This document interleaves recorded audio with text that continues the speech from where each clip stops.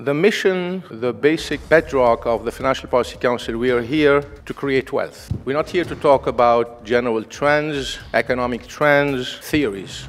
They're all business people in the trenches who have skin in the game. We're not going to bore you with details. We're not going to do speeches. I'm just going to have a discussion with this distinguished panel. It's very interactive.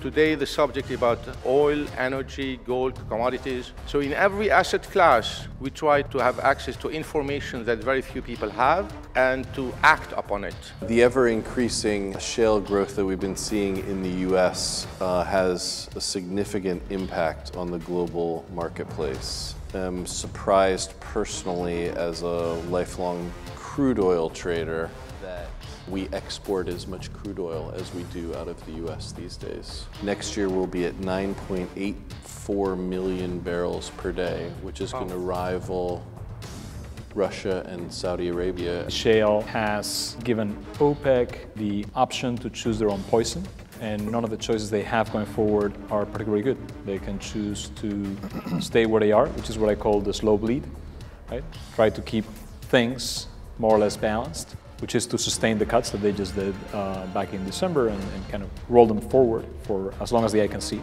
Other two alternatives are basically sudden death, go back to a market share war, which is not particularly good, because we will get back to $25 a barrel. And then the third OPEC alternative is to keep cutting production in the hope of higher prices. But I call that death by 1,000 cuts. OPEC is supposed to be the manager of the marketplace, and it was great, right? It's always worked. They take a barrel offline, and you have to wait 10 years before the next barrel comes. This is historically. Now you have to wait 3 months until the next barrel comes. So the dynamic of oil from an OPEC perspective has really started to change because of the fast response from shale. Well, I think I don't have enough gold. That's what I know about gold. I have a hunch that, I read some of the stuff that talks about, $2,000 is the benchmark. And then you see other stuff that talks about 4,000, 6,000. I don't know about that.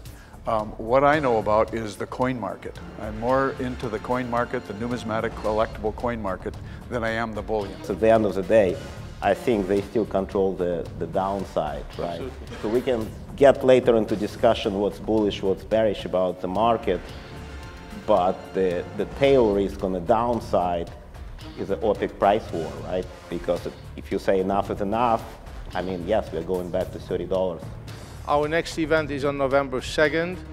We're going to talk about Bitcoin, cryptocurrency, and all those trends, blockchain, everything. Thank you so much for your time. Have a great evening.